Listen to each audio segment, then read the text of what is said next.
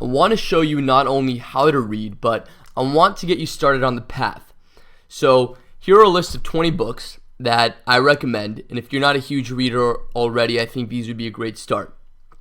Obviously, there are not specific skill books. Remember, we talked about skill books being one of the 3 categories that you want to read as well.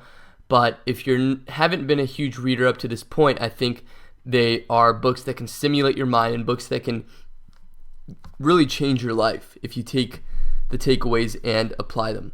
So I'm also going to share with you what my big takeaway was from each book. And if you're interested, I'll include a link to each one in the resources section of this video as well. And they're in no particular order. Just wanted to give you a list of 20 books that I just pulled out of my bookshelf that I think you'd really enjoy. So first book is Think and Grow Rich. This book was written by Napoleon Hill in 1939. And I think Napoleon Hill in a lot of ways was way ahead of his time. And this is one book that I really recommend. It really stimulates your mind and a lot of big takeaways. For me, the main takeaway from this book is to have a definite purpose, to have a definite chief aim. You know, a lot of people, they just drift through life. And as he says in one of his recordings, actually, he says the wear and tear of living isn't worth it if you don't have a definite purpose. So this is even bigger than a goal. You know, a lot of people have goals, but this is having a definite purpose that dominates your mind and that you move towards. That was my big takeaway for this one. And by the way, he also has, you can look it up on YouTube. It's called Napoleon Hill Rare Recordings, and there are 9 videos. And it's recordings of him actually talking, and those are also really great. Next book is The Magic of Thinking Big, along the same lines of how your thoughts can literally change your life.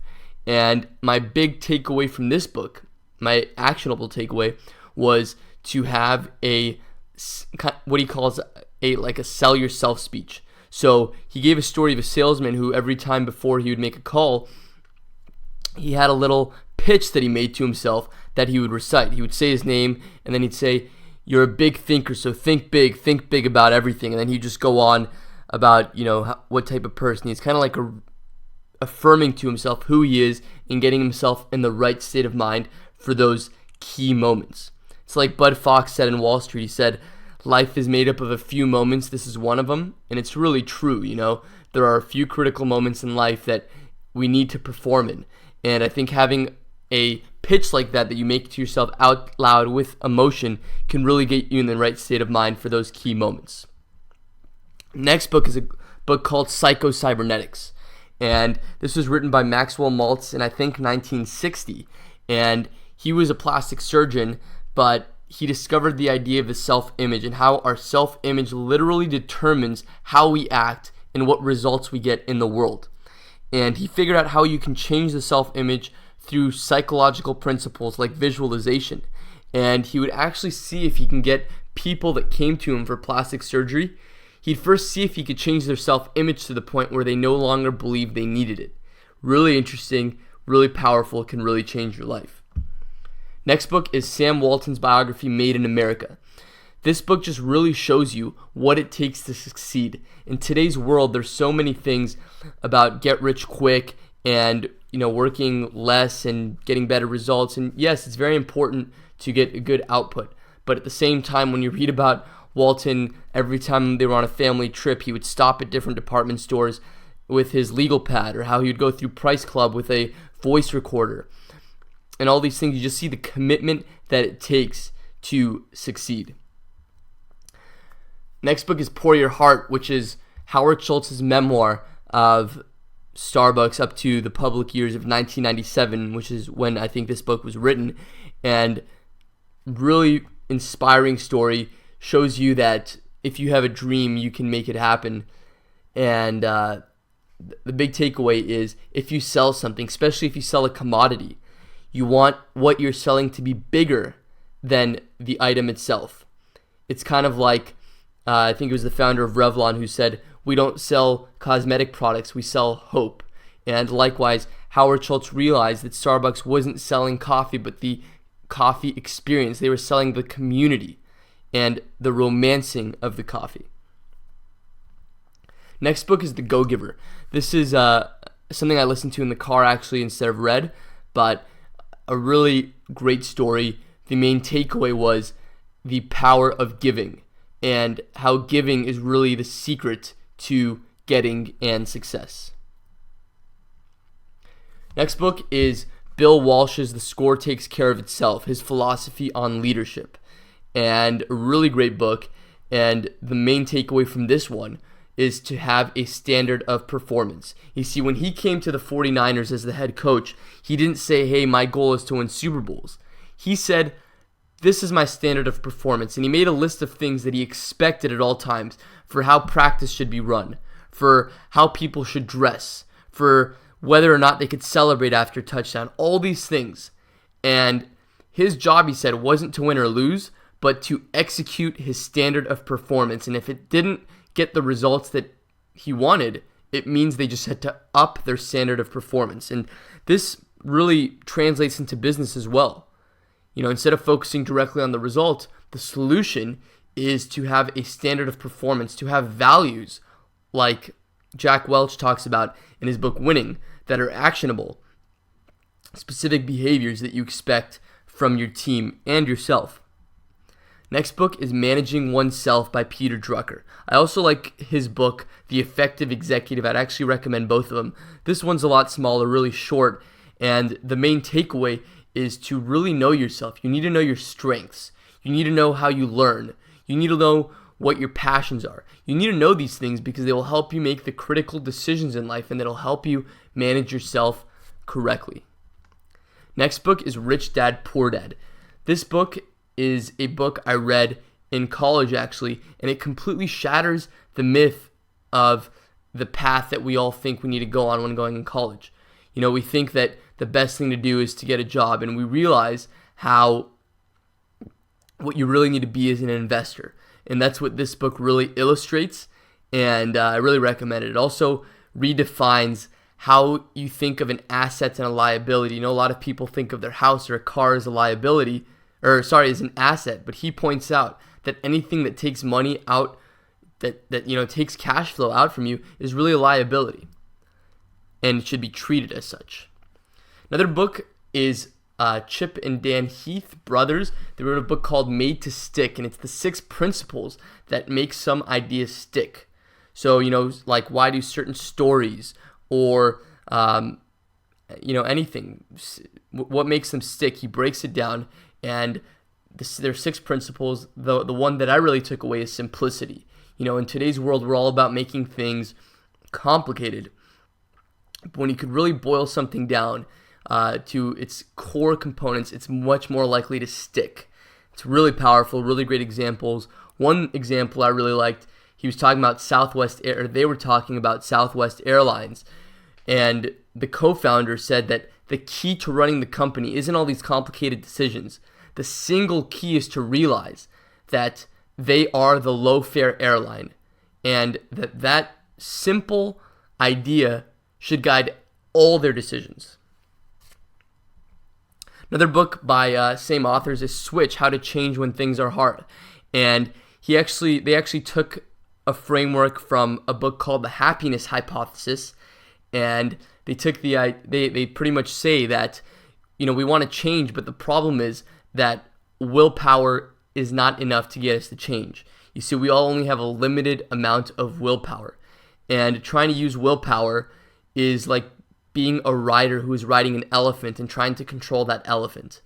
And our elephants are like our emotions. So they talk about how to control both the rider, the emotion, and your environment to make changes stick, both for yourself and to get other people and your company or whatever it is you're trying to change, how to get those things to change.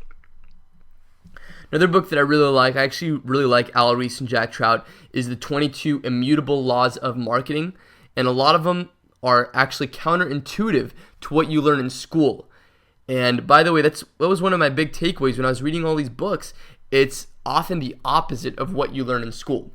And one thing they talk about, which was, I would say, the big takeaway from this book, is don't try to be the best, try to be the first. You want to create a category. And look, I'm well aware that the first doesn't always win. A lot of times it's actually the second or third player that wins. But you always want to create a category. You don't want to just make slight improvements to a competitor's product and expect to win, because marketing is done in the prospect's mind. It's done in the person's mind. And it's very hard to change a mind once it's made and once it's been committed to an already existing brand. The next book is The E-Myth Revisited. It breaks down why most small businesses fail, and the big takeaway is that most people think that they want to go and work in the business, but what you really want to do is work on the business and set up systems rather than work in it. Another book that's helpful is Difficult Conversations, and it just gives you a framework to use to go about difficult conversations. And the big takeaway really is, instead of just going and accusing someone, really strive to understand first, and then just share your thoughts as well, realizing that neither one is 100% correct. There is no set in stone correct answer about it, and then working together to find a solution. Another book that I really like is Flow, which is all about the psychology of optimal experience. And it's pretty much about the idea of how to get in the zone and explaining and giving examples of how people got in the zone. And the main takeaway is that we get in the zone when the degree of challenge meets the degree of skill that we have, when we're fully focused, fully immersed. So you really want to have high challenge and high skill so you can really get in the zone. And one way to do that is you want to turn everything, you want to create a goal and make things into a game. Another book that I really like is a book called Influence. And in this book, Cialdini talks about the 6 principles or triggers that get people to act, that persuade people. And it's really powerful, and you can use it in all sorts of marketing. You can use it when with dealing with people, and it's really powerful. Another book is Peace is Every Step. You see, I think it's really important, in addition to having your mind right, having your beliefs right, and having your education right, I think it's really important to have peace of mind. And this book, I think, really helps. The big takeaway was actually just how to really meditate, and focusing on your breathing, and a little prayer that you could say to focus on each inhale and exhale. And it's been a great practice it is a great practice that can really get you centered at any point during the day, regardless of what's going on. And another book along the same lines is The Power of Now, which just helps you disidentify from your mind a little bit, which is a good thing. Again, helps you find a little bit of peace. Another book, and this is more of a specific skill book than a general book, but I just think it's very important in general to study advertising and copywriting. I've read a lot of books on the topic. This is one that I really liked. I think you can actually find it online because it's out of print, but and the used versions are pretty expensive, so I think you can find it online and print it out like I did.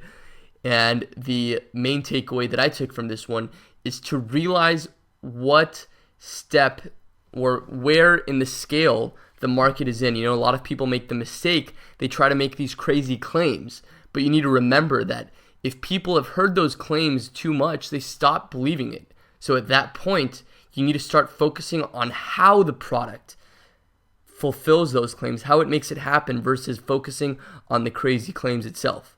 So for example, if you have a weight loss product, you no longer want to just focus on the idea of, hey, lose 20 pounds in 2 days. You want to focus on, this product does this to burn fat. Interesting reframe there. And finally, for the last book, I really debated on what book to put in here, whether to put another success book or a specific skill book or another biography. And I don't want to give you too many specific skill books because I think it depends on what it is that you want to do. But one that I think is applicable to anyone is a book on negotiating. And one that I really like is a book called Secrets of Power Negotiating. You see, why I like this versus all the other books on the topic, or at least a lot of the other ones on the topic, and definitely why I like it more than the negotiating class that I took in college, is that in those other books and in college, we just talked about, debated all these topics of who should make the offer first, what do you use this or that. It was just all theory, really. And what I really appreciate about this book is that it tells you specifically what to do, whether it's right or wrong. But I really think that the principles in here are sound, and they've helped me out a lot, and they've saved me in a lot of cases, just even using a few of them. So that's another book that I recommend that I think can help you out a lot. So those are 20 books I recommend, and obviously there are a lot more, and I really hope that you read even more than 20 this year.